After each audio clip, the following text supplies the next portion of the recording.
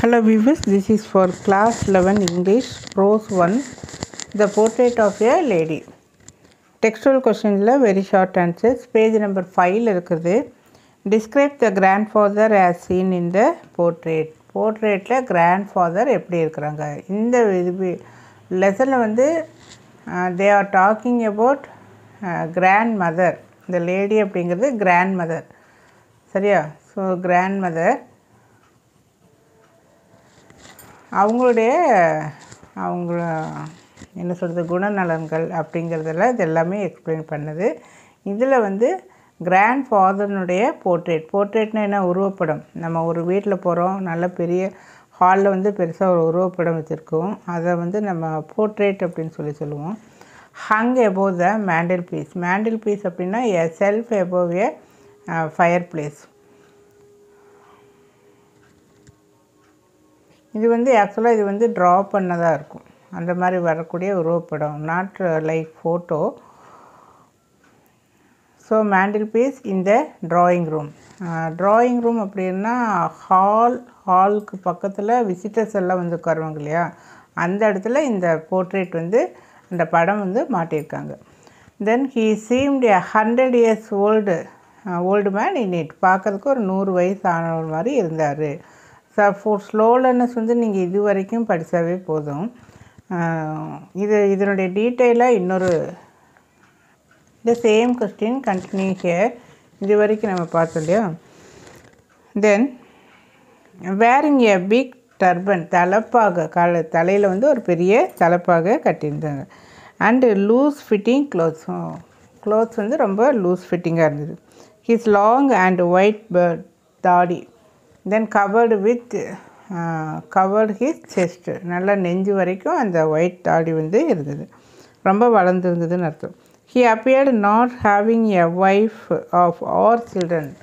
அந்த படத்தில் அவர் பார்க்குறப்ப அவங்களுக்கு ஒய்ஃபோ அல்லது குழந்தைகளோ இல்லை அப்படிங்கிற மாதிரி ஒரு தோற்றம் தோன்றியது. Now second one, why was the author left with his grandmother in the village?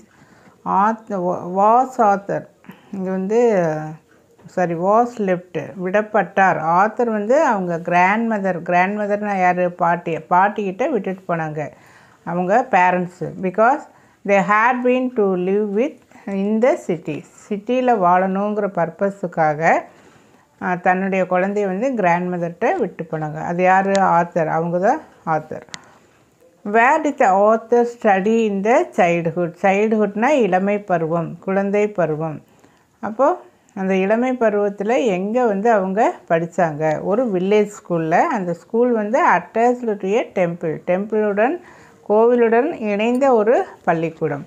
Why did the grandmother accompany the author to school. ஆத்தரோட கிராண்ட்மதரும் போனாங்க. என்ன ரீசன்? ஷீ அக்கம்பனி அப்படின்னா நம்ம கம்பெனி கொடுக்குறோன்னு சொல்ல முடியாது, அதுதான். அவருடன் அவங்களும் கிராண்ட்மதரும் சென்றார்கள். To make him study the lessons எல்லாம் படிக்கணும், நல்லா கவனிக்கணும்னு போனாங்க. ஆல்சோ ஷீட்டுனா மேலும்.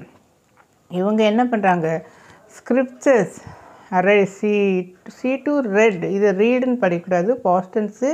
She to read the scriptures அப்படின்னா சமய நூல்கள், கோவிலில் மந்திரங்கள் படித்தல், இதுக்காக அவங்க போகிறாங்க இன்சைட் த டெம்பிள்.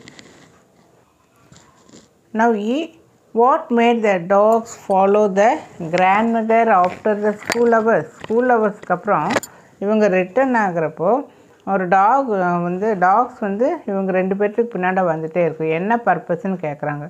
ஸ்டேல் சப்பாத்தி, காய்ந்து போன சப்பாத்தியை வந்து சப்பாத்தி சாப்பிட கொண்டு போயிருப்பாங்க இல்லையா, அது வந்து மீதமாகி காய்ஞ்சிருக்கும், அதை வந்து த்ரோ பண்ணுவாங்க நாய்களுக்காக. அதனால் அந்த டாக்ஸ் வந்து ஃபாலோ பண்ணிகிட்டே வரும்.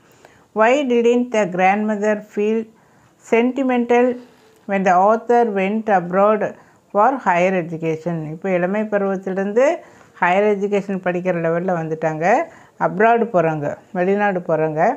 அப்போ ஏன் இவன் சென்டிமெண்டலாக ஃபீல் பண்ணல கிராண்ட்மதர் பாட்டி? தென் ஹேவிங் கான்ஃபிடென்ஸ், அந்த பாட்டி ஹர் ப்ரேயர், தன்னுடைய வழிபாட்டில் ரொம்ப நம்பிக்கையாக இருந்தாங்க. அப்புறம் ஆத்தர் மேலே, தன்னுடைய பேரண்ட் மேலே ரொம்ப கான்ஃபிடெண்ட்டாக இருந்தாங்க. Then the grandmother went to see him off at the station. அவங்க வந்து வழி அனுப்புறதுக்காக போனாங்க. தென் she kissed him on his forehead. தன்னுடைய அவருடைய முன்னெற்றியில் அவங்க அன்பாக முத்தமிட்டார். To show her love and அஃபெக்ஷன்னா ஈடுபாடு. So she was not sentimental. ரொம்ப சென்டிமெண்டலாக இல்லை, சரி நல்லபடியாக போயிட்டு வாங்க அப்படின்னு சொல்லி வழி அனுப்புகிறாங்க. What was the happiest time of the day for grandmother? Day டைமில் கிராண்ட்மதருக்கு என்ன happiest time? The grandmother used to feed hundreds of sparrows every afternoon with little bits of bread for half hour. It was the happiest time. எது happiest டைம்னா நூற்றுக்கணக்கான குருவிகள், ஸ்பேரோனா குருவிகள், இப்போல்லாம் குருவிகளே இல்லை இல்லையா? தென் அதுக்கு எல்லாமே உணவளிக்கிறாங்க. எதை? அந்த பிரெட்டு பிட்ஸ் ஆஃப் சின்ன சின்ன ரொட்டி துண்டுகளை ஒரு அரை மணி நேரம் அந்த குருவிகளுக்கு உணவளிக்கும் அந்த நேரம் தான் ரொம்ப ஹாப்பியஸ்ட்டாக இருக்குது. யாருக்கு? கிராண்ட்மதர், பாட்டிக்கு வந்து ஹாப்பியஸ்ட்டாக இருக்கும். தேங்க்யூ. இந்த வீடியோ உங்களுக்கு யூஸ்ஃபுல்லாக இருந்ததுன்னா please share it your friends and subscribe my channel. Thank you.